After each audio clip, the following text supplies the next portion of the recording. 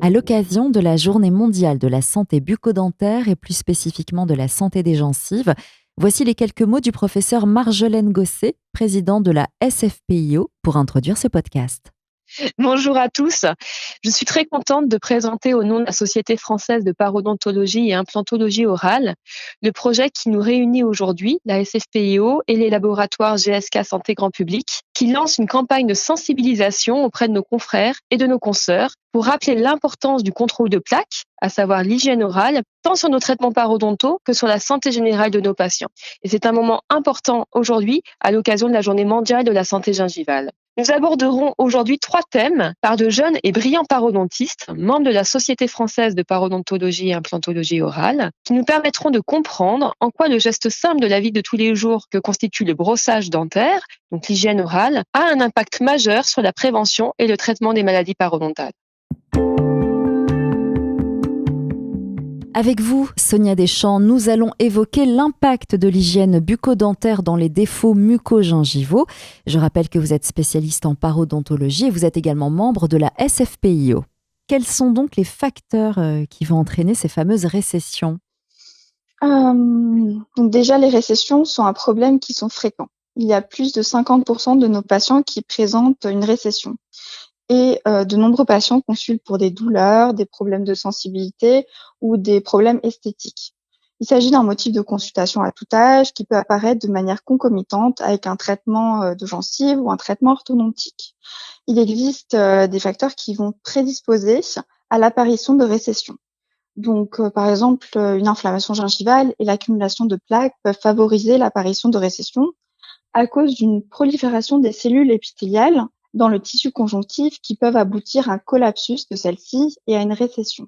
Il y a, comme vous savez, des facteurs aussi anatomiques, comme un parodonte qui est fin, donc une gencive fine, l'absence de gencive kératinisée, une déhiscence ou une fenestration osseuse, une malposition dentaire, donc une version, une rotation de la dent en dehors de sa surface osseuse.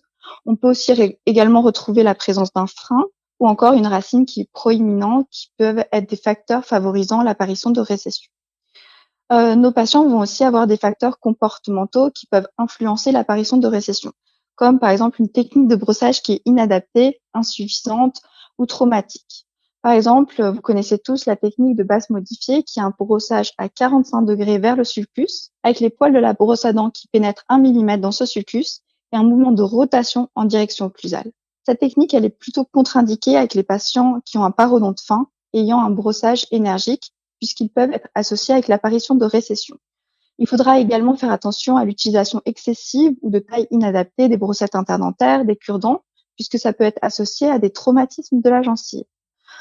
Certains patients ont aussi des tics ou des piercings et ça peut favoriser l'apparition de récessions.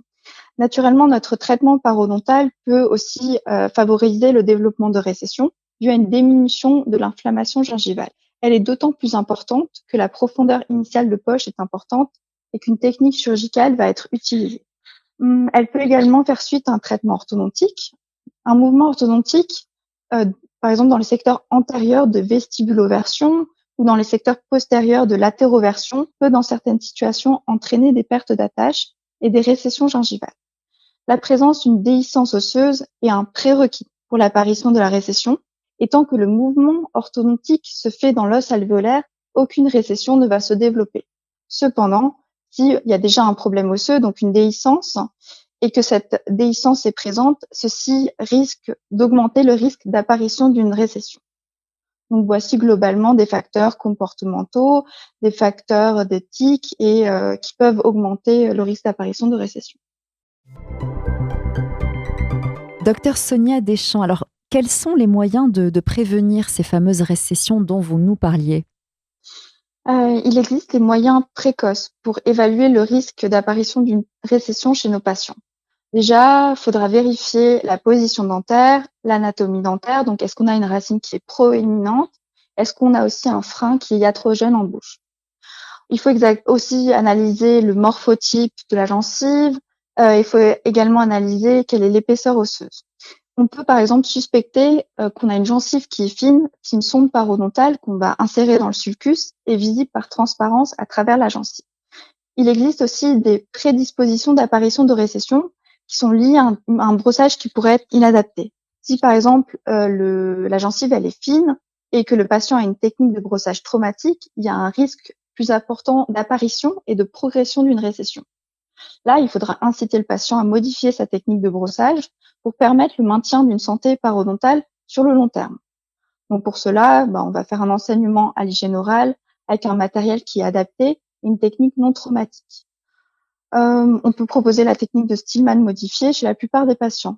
Donc dans cette technique, la tête de la brosse à dents, elle est positionnée obliquement vers l'apex, recouvrant la gencive marginale et une partie cervicale de la couronne.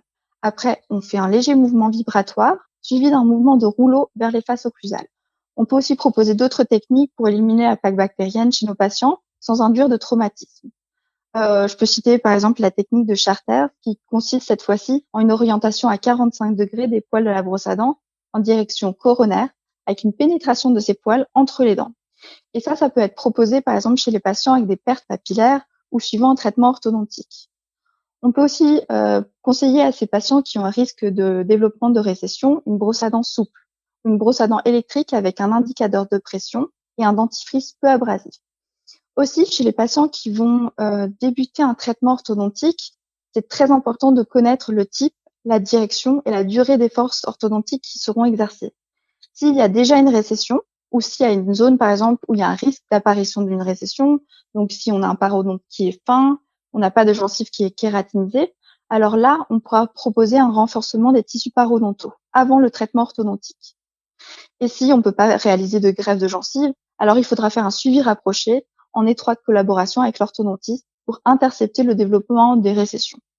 Chez les patients, eux, qui ont déjà suivi un traitement orthodontique, des affinements des corticales osseuses, ou s'il y a une fenestration, une déhiscence qui est présente, alors ça serait intéressant d'évaluer en fin du traitement orthodontique, à l'aide d'un examen 3D, comme par exemple un cone beam, l'épaisseur et la hauteur des tables osseuses dans le cadre d'un dépistage préventif.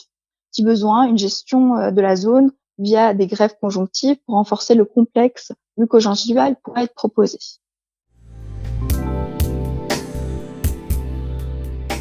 Docteur Sonia Deschamps, alors quel est l'arsenal thérapeutique pour la prise en charge de ces récessions?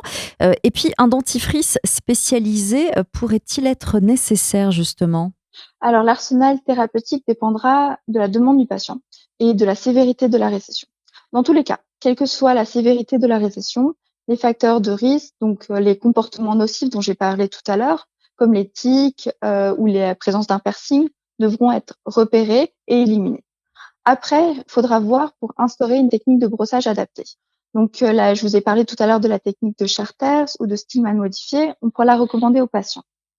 Il faudra penser à prescrire une brosse à dents manuelle, souple ou électrique, avec un léger. On a vu que plutôt les brosses à dents électriques permettaient de mieux diminuer la plaque et le saignement chez les patients qui présentent une gingivite.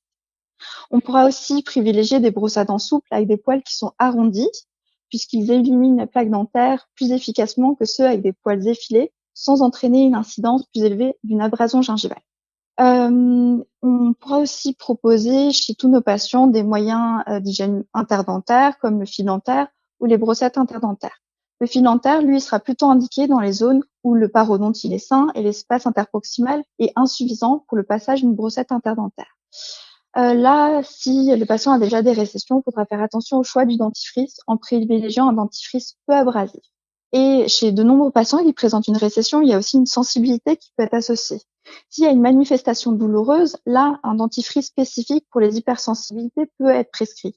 Comme traitement rapide, en général, je propose que le patient applique sur les zones qui sont sensibles, donc de manière topique, du dentifrice qui va diminuer les sensibilités, tel le dentifrice Sensodyne rapide, qui à l'aide de fluorure d'étain, de sodium et d'un polymère bioadhésif permet un soulagement des patients. Des vernis fluorés peuvent aussi être appliqués au niveau de ces zones sensibles. Après, faut savoir que si le patient présente une récession, il y a une forte probabilité que ça progresse, cette récession. Même chez les patients qui ont une très bonne hygiène bucco-dentaire et qui utilisent une brosse à dents qui est souple et un dentifrice qui est adapté. Donc là, dans les cas les plus avancés, on peut proposer une technique de recouvrement ou de renforcement du parodonte. Surtout s'il y a une implication esthétique, donc si le patient est gêné, s'il y a un risque d'évolution de la récession ou si c'est lié à une hypersensibilité qui n'a pas pu être soulagée par le dentifrice ou par l'application d'un vernis. Donc pour cela, on peut proposer une greffe épidulo-conjonctive ou conjonctive en fonction de la configuration de la récession, des tissus environnants et aussi bien sûr de l'objectif de l'intervention. Un traitement orthodontique pourra aussi être proposé au préalable si on voit que la dent elle a une mauvaise position, donc si elle est en rotation, si elle est en vestibuloversion, alors là on peut la repositionner dans la table osseuse, diminuer la profondeur de la récession et ceci peut nous faciliter une greffe par la suite. Docteur Sonia Deschamps, merci pour toutes ces précisions. Avant de vous quitter, question importante. Dites-nous, tous les patients sont-ils éligibles à ces techniques que vous venez d'évoquer? Non, non, tous les patients ne sont pas éligibles. Déjà, certains patients qui ont un risque médical ou qui sont fumeurs, la chirurgie, de recouvrement ne sera pas recommandée. Parce qu'il faut savoir que le tabac, il est associé à un mauvais pronostic de recouvrement, des récessions. Aussi, les patients qui sont peu motivés, avec un suivi qui est totalement erratique, qui ne brossent pas, sont des patients où il y a un risque de récidive des récessions. En fait, si on a une mauvaise hygiène, on aura une inflammation de la gencive et les récessions risquent de réapparaître et d'évoluer. Donc il est important d'évaluer la motivation de notre patient en faisant plusieurs séances d'enseignement à l'hygiène orale et proposer ce genre d'intervention uniquement aux patients qui sont motivés, avec un bon contrôle de plaque. Il faudra aussi contrôler, la technique de brossage, être sûr que le brossage n'est pas traumatique, parce que sinon, même si on a fait un recouvrement de la récession, celle-ci risque de réapparaître due à un traumatisme des tissus. Même si on utilise du conjonctif ou un substitut et si cette technique-là n'était pas réadaptée, le patient pourrait, se recréer une récession et il y aurait une, récurrence de celle-ci. Enfin, il faut établir bien sûr un suivi au long terme pour intercepter les habitudes comportementales nocives, donc que ça soit le brossage, que ça soit la présence d'un tic ou d'autres habitudes comportementales. Merci beaucoup, docteur Sonia Deschamps. Je rappelle que vous êtes spécialiste en parodontologie. Vous êtes également membre de la SFPIO. Merci à vous.